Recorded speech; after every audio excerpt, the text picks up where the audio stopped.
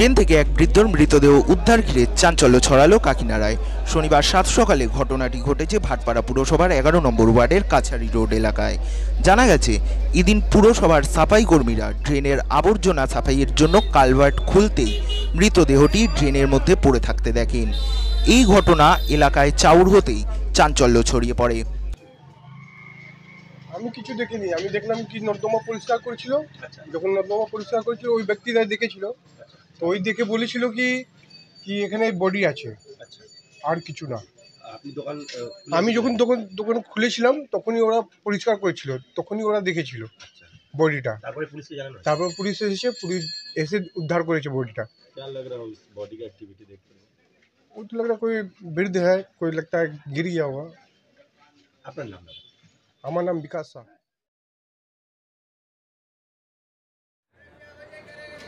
ঘটনাস্থলে ভিড় জমান স্থানীয়রা। খবর পেয়ে ঘটনাস্থলে গিয়ে মৃতদেহটি উদ্ধার করে ময়নাতদন্তে পাঠিয়েছে ভাটপাড়া থানার পুলিশ। যদিও মৃতের পরিচয় জানা যায়নি, তবে পুরো ঘটনাটি খতিয়ে দেখছে পুলিশ।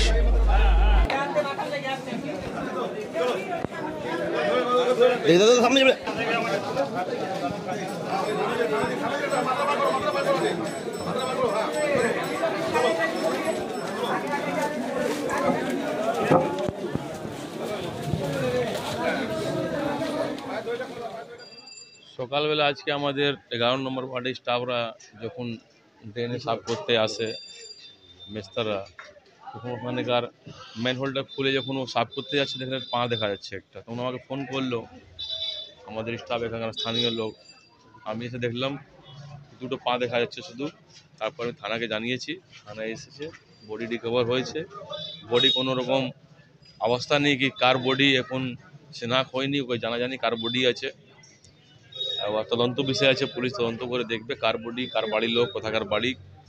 এখন জাস্ট বডি তোলা হয়েছে, দেখা যাক কার বডি আছে, কি এর মধ্যে পিছনে কি আছে না আছে।